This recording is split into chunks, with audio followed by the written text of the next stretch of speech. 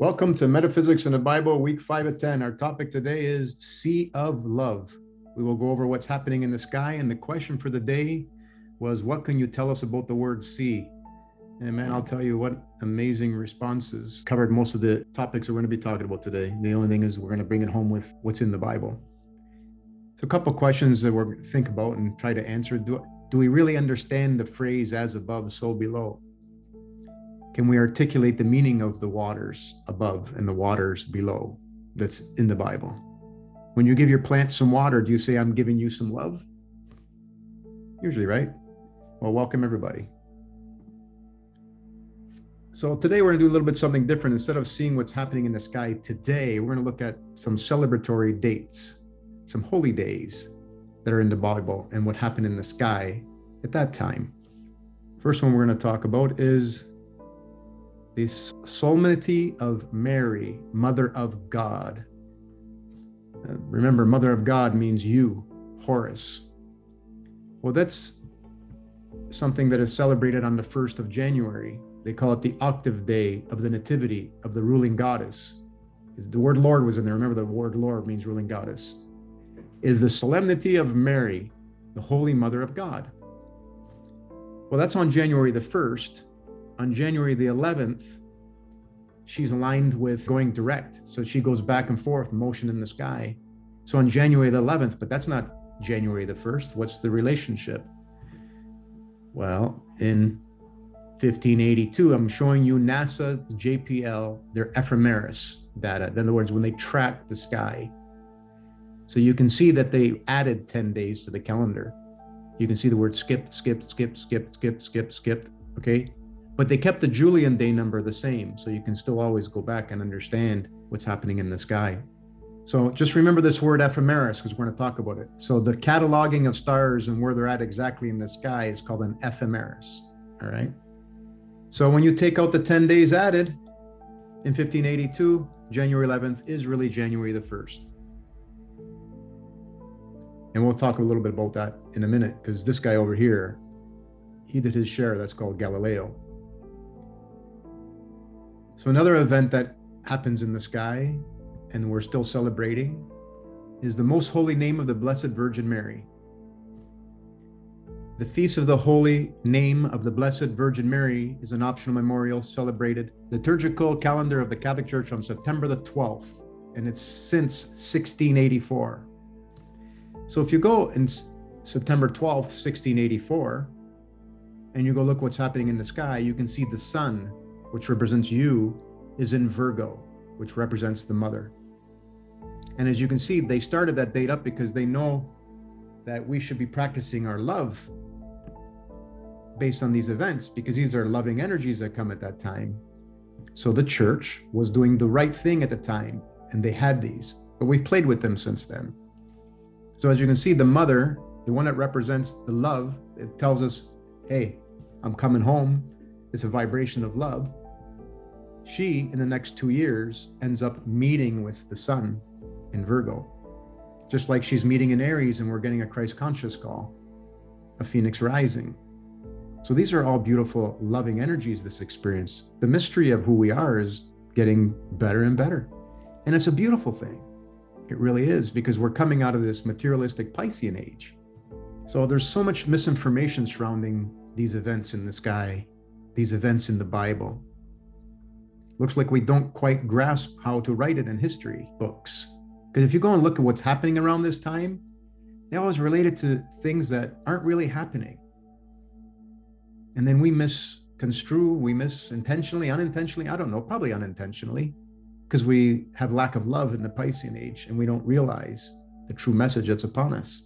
So there are no coincidences. Those whom are in the know, they create these holy days of celebration, leaving us these breadcrumbs.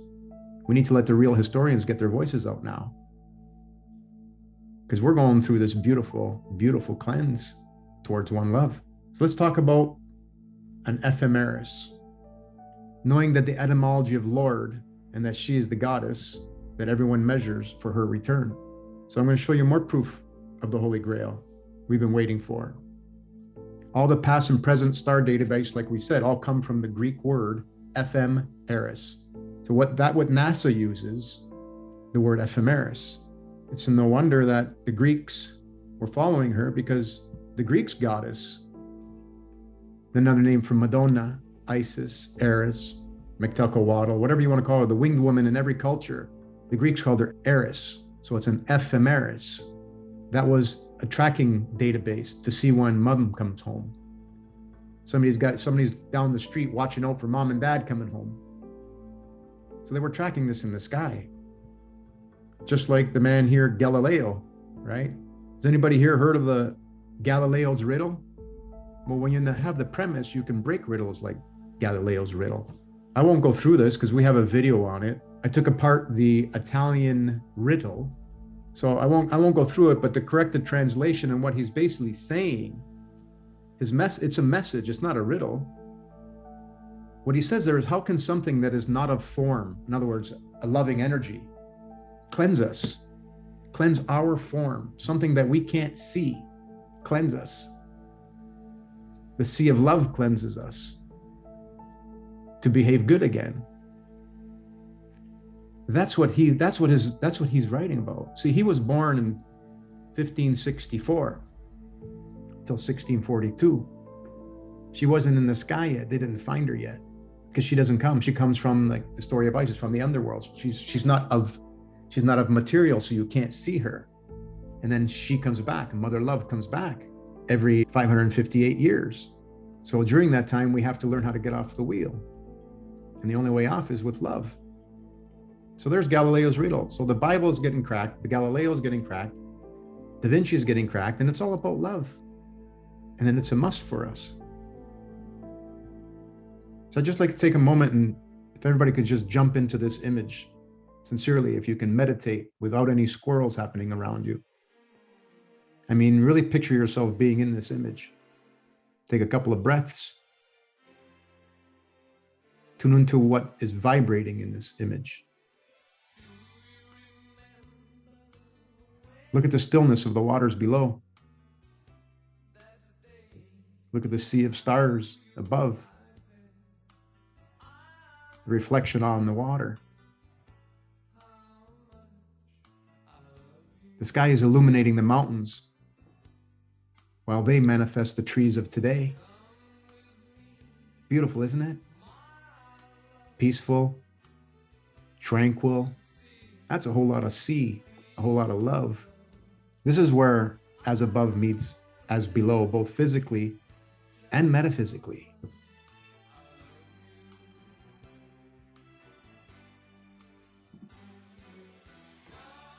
So let's talk about where the sea comes from. We'll start with the word Mary, right? Or Marie, if you add an I in there.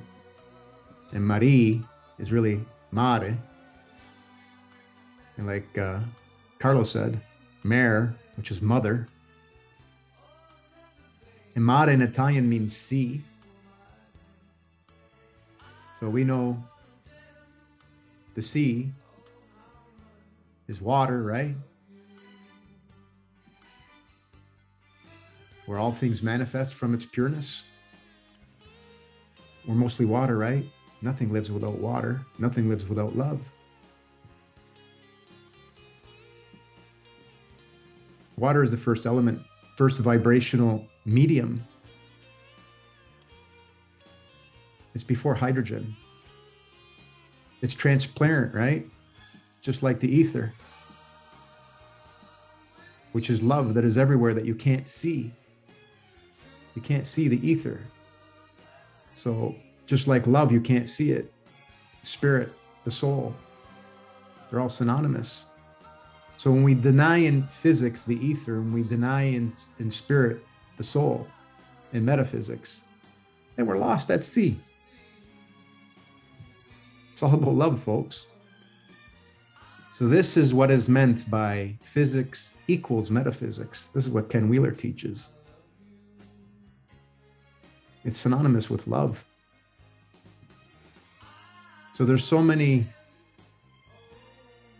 I don't want to call them levels, but there's so many Russian dolls, one within another, within another, with another. So this whole experience is all about love.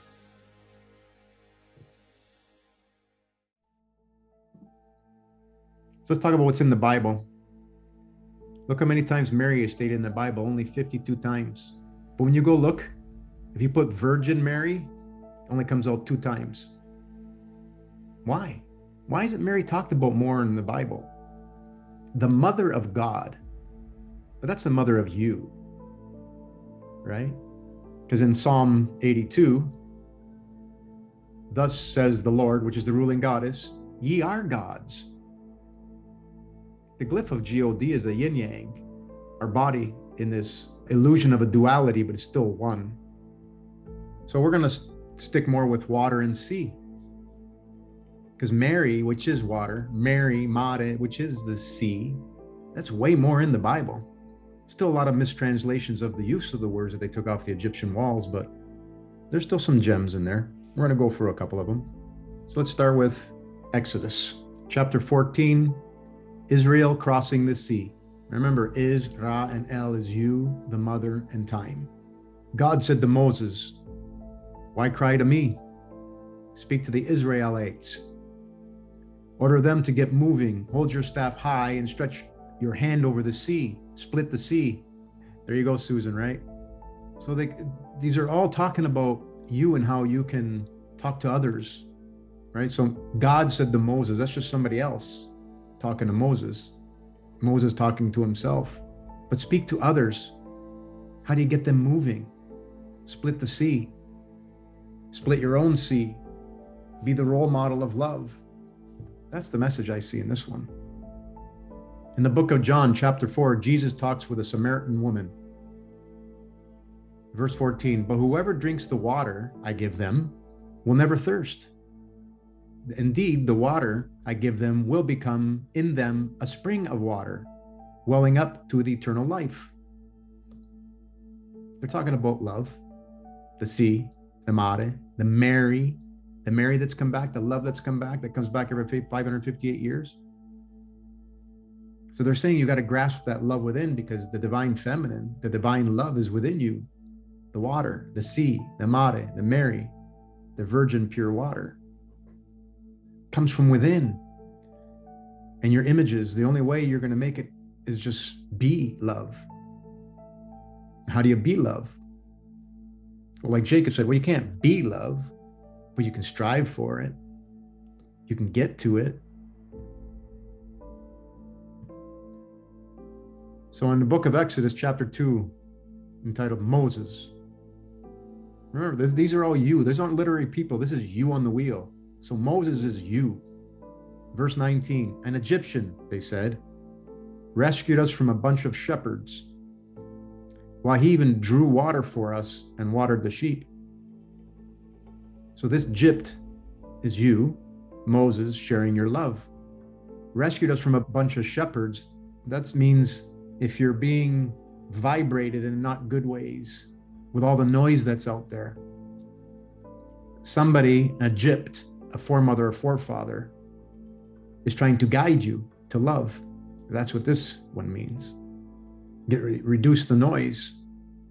Listen to the messages on the walls in Egypt, foremothers and forefathers were being induced by love. But it has to come from within. So when you understand what's happening to us during these 7 plagues, 7 scorpions of Isis, the brighter sun, the brighter chakras, cleansing us. And if you're doing okay and you've cleansed, then just understand what's happening to others around you when they're not doing well, and you witness it. Whatever you witness is yours to share love. So here's a thought. Aren't many around you going to say, please help me drink the loving water, help me find love? They might not come right out and say it, but you will see it in their being, in their actions, in their words. If they're in your life, it's them asking, show me love. You heard this thing, you can lead a horse to water, but you can't make them drink. That doesn't apply here. That doesn't apply. That's not good advice when you're talking about love. The only way to guide those to love is to show love, speak love, hear love, see love, imagine love, and be patient with them. Everyone is being induced by love, and they're cleansing. Even if you just if you can't have a personal encounter with them, imagine them loving, imagine you hugging them, Imagine their situation clearing up. That's your world. You are a God. You are a manifester. You get to do that. You get to play in these waters. You get to vibrate them the way you want. Just vibrate them with love. I know it ain't easy. Nobody trained us, right? We're learning now. It's kind of like the 11th hour, Cinderella. Okay, Book of 1 Chronicles. Jesus talks with a Samaritan woman. David longed for water and said, "Oh, that someone would get me a drink of water from the well near the gate of Bethlehem." Well, knowing Bethlehem is where love resides. We know where Bethlehem is, right? In the Bible. So they're speaking about the pure waters. Mada, sea, love. Book of Proverbs, chapter 5. Deep water in the heart. Water in the heart. How do you like that one? Verse 20. The purposes of a person's heart are deep waters, but one who has insights draws them out. Look at this one's like cool. Like there's not a misunderstanding in this one. That one's a gem. We have to have the insight that it's buried deep inside of us. And the only way to let it out is stop the noise from getting in. Book of the 1 Corinthians, chapter 3, wisdom applied to the divisions in the church. The divisions in the church. Verse 8, the one who plants and the one who waters have one purpose, and they will each be rewarded according to their own labor. So it's all about love and togetherness. So I want to read that one more time because it relates to the weighing of the heart. The one who plants some seeds of love, and the one who waters those seeds of love have one purpose, and they will each be rewarded according to their own labor. If you remember the scene of the weighing of the heart, once you graduate, you go and you get the crook and the flail, and you're on your way. You're in charge of your world. You're being blessed with your world. You get to be king or queen of your world. You part your own waters, and everything's going to be beautiful. It's awesome. Book of Deuteronomy, chapter 33, the blessing. Verse 13, about Joseph, he said, may the Lord, which is the ruling goddess, bless her land with the precious dew from heaven above and with the deep waters that lie below. They're just basically saying that the etheric love is everywhere. We'll leave this last Bible verse with you, then one more slide. A special one from Mary, Mada, sea, water, medium, ether, whatever Babel word you want to call it. We know it best as love. So chapter 7, book of Exodus, a plague of blood. This is what the ruling goddess says. By this you will know that I am the ruling goddess. With the staff that is in my hand, I will strike the water of the Nile, and it will be changed into blood. Well, we do know that she's totally tied in with the river Nile. When she goes retrograde, the river Nile floods. They're in line, always aligned with Sirius rising before the sun. It's called the heliacal rising. So it's her period. Whether you have your period or not is related to whether or not the child is born, right? Well, it's kind of like related to us rising again. Anyway, there's a very invigorating catch-22 here. What is being said is one love endures, and whatever redshift is in us will be gone. The more loving we are, the more calming the earth shall be as we change these ages. Remember, this comes from within the earth. And within you, all else is noise and lacks love. So I leave this with you. Does not the pure water manifest a perfect crop? Can you see the sea for what it truly is? Do you see that love is the water? Do you see that water is the sea of love? Do you see that only love can calm the waters? So if you allow the love within to shine with every vibration you make, watch your world change.